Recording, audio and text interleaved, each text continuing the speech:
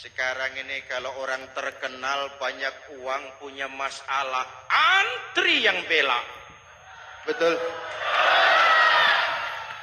Tapi saudara lihat si Marsina di Jawa Timur, si Sengkon dan Karta di Jawa Barat, si Udin Bernas wartawan Jogja terseok-seok mencari keadilan sampai hari ini urusannya masih remeng-remeng.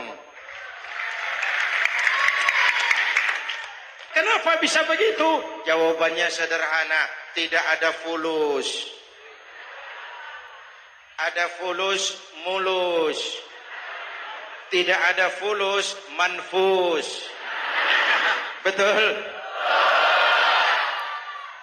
Jangan sampai para penegak hukum kita terjebak pada lagu baru, maju tak gentar, membela yang bayar. Biar bertentangan dengan nurani, biar bertentangan dengan public opini, biar bertentangan dengan rasa keadilan. Siapa yang bayar, itulah majikan. Mau benar atau salah, belain terus. Kalau seperti inilah hukum kita, mafioso keadilan akan tetap gentayangan. Hadirin yang saya hormati, 13 tahun beliau berjuang di Mekah meluruskan keyakinan, memantapkan akidah, meneguhkan iman. Dari situ segalanya dimulai dan ke situ segalanya akan menuju. Intan paling mahal, mutiara paling berharga, tidak lain adalah nilai-nilai keimanan. Kalau itu sudah tergadai, apalagi yang bisa kita banggakan dalam kehidupan ini?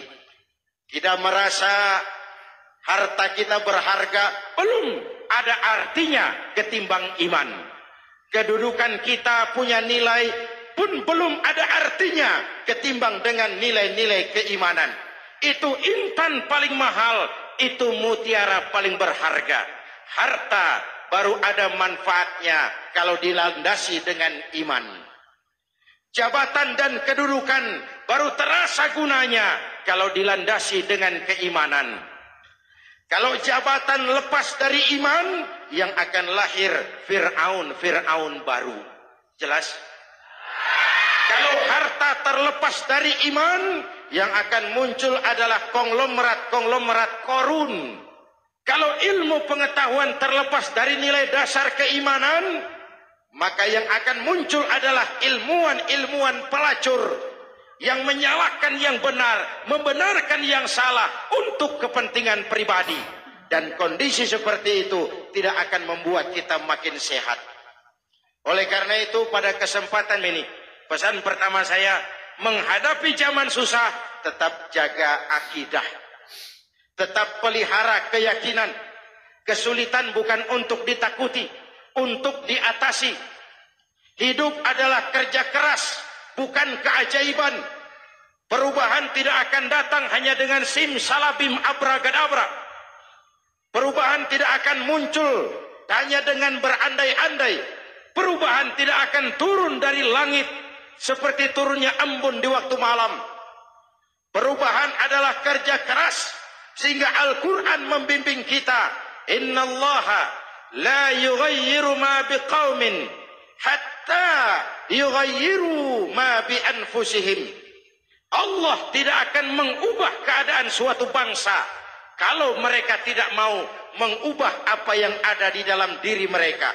Yang ada di dalam diri itu rule of thinking, state of mind, cara kita berpikir, cara kita memandang kehidupan, cara kita mengatasi persoalan. Hadirin yang saya hormati, inilah iman. Berangkat dari ini kita menyadari, ini ujian buat kita rakyat. Dan kita rakyat Indonesia ini kalau sama susah sih sudah kenyang. Ya Pak? Ya Pak? Kita ini sebagai bangsa mengalami apa yang disebut oleh Bung Karno up and down.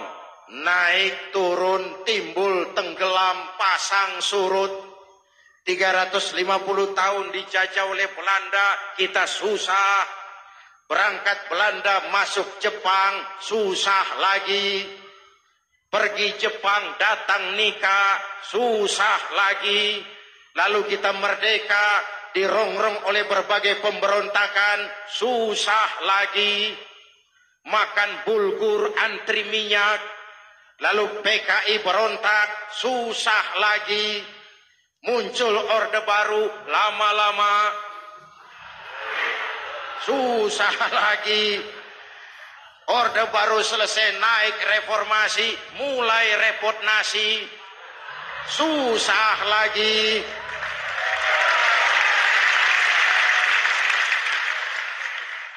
Kalau susah kita ini sudah akrab, sudah intim.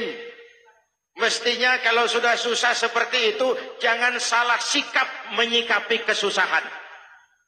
Jangan sampai kita potong kompas, ambil jalan pintas, terjebak menghalalkan segala cara. Itu tidak akan menguntungkan. Itu tidak akan menyelesaikan. Kalaupun selesai nampaknya penyelesaian sesaat. Dan penyelesaian sesaat bukan penyelesaian yang sebenarnya. Karena itu tetaplah dalam koridor keimanan. Boleh zaman berubah, akidah jangan sampai goyah. Silahkan masa berganti, tapi keyakinan jangan mati. Sekali la ilaha illallah, sampai tetes darah paling penghabisan, tetap la ilaha. Sanggup? 3 orang. Sanggup? 21. Sanggup? Kalau sanggup kita harus konsekuen. Saudara-saudara di seluruh tanah air, misi yang kedua dari Islam setelah membebaskan manusia dari kemusyrikan, membebaskan manusia dari ras diskriminasi, mengikat manusia dengan tali akidah. Sebelum Islam datang, manusia dibedakan oleh warna kulit, manusia dibedakan oleh faktor keturunan, manusia dibedakan oleh faktor harta dan benda.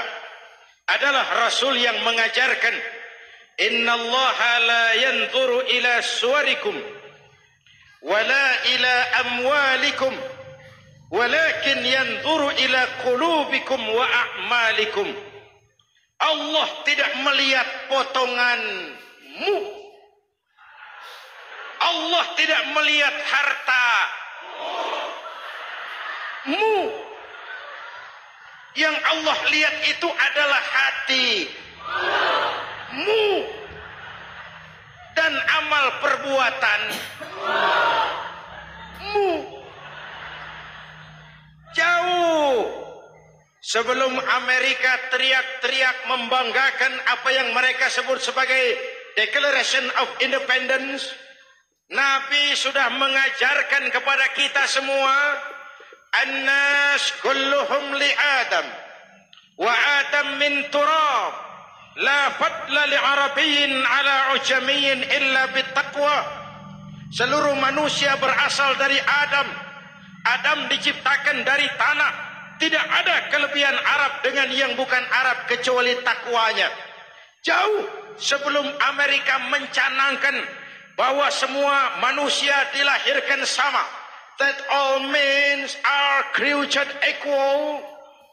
Jauh sebelum itu Islam sudah membebaskan manusia dari ras diskriminasi.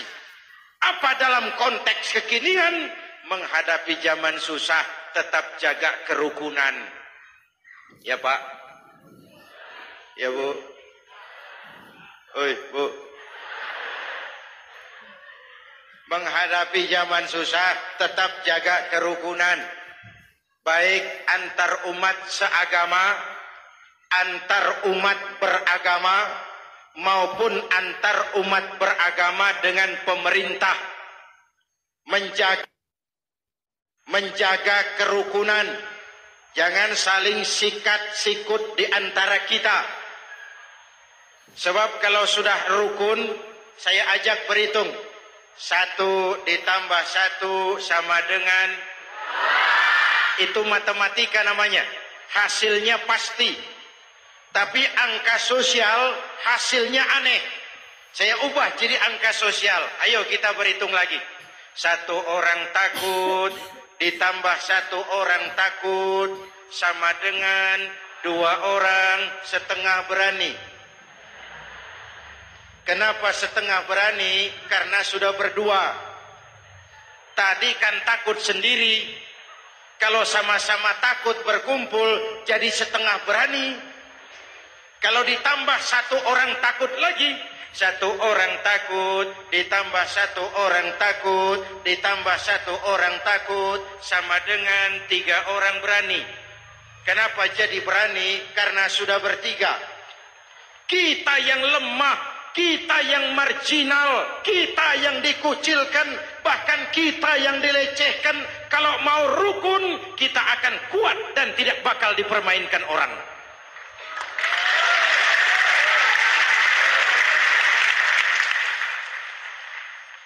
Tapi kalau rukunnya yang satu mau menikam yang lain, saya ajak berhitung lagi.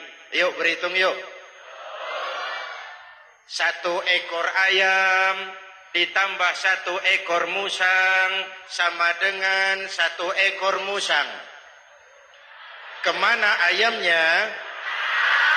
Dimakan musang. Betul nggak nih hitungan? Ayo kita hitung lagi. 1 ekor ayam ditambah 1 ekor musang sama dengan 1 ekor musang. Kemana ayamnya? Dimakan musang. Jadi kalau kita suka kumpul dengan orang yang mau makan kita, selesailah kita.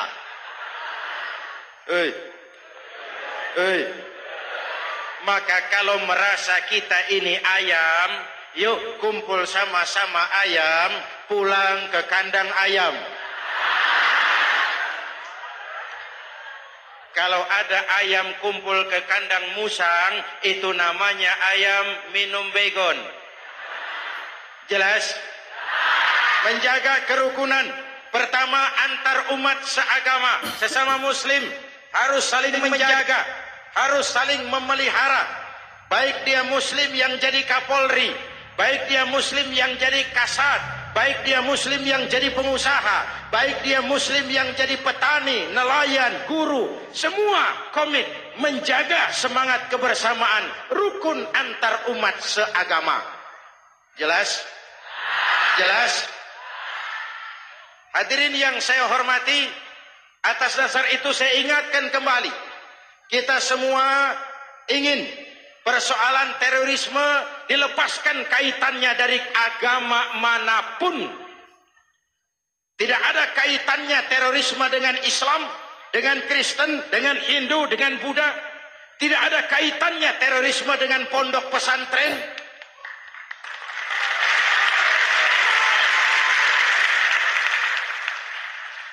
Jangan sampai pesantren jadi kambing hitam. Karena sejak zaman penjajahan, pesantren sudah terbukti memberikan kontribusi bagi perjuangan memerdekakan rakyat Indonesia. Rukun antar umat seagama. Yang kedua, rukun antar umat beragama. Islam ini rahmatan lil. Jangankan manusia walaupun berbeda agama, binatang saja dihormati.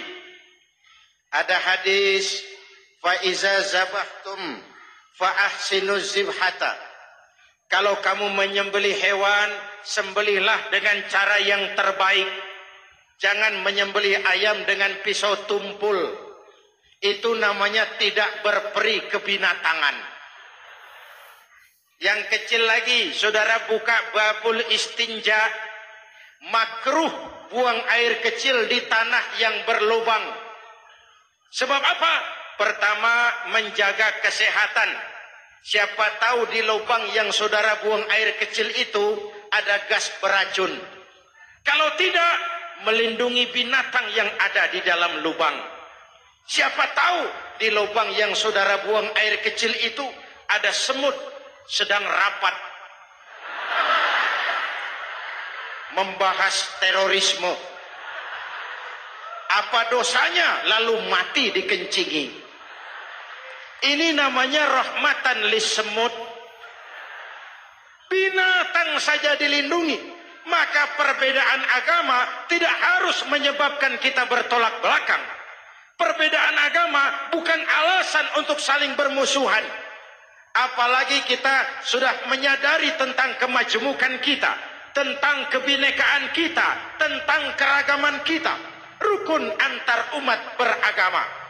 Saling menghormati, saling menghargai, tapi tetap dalam batas lakum dinukum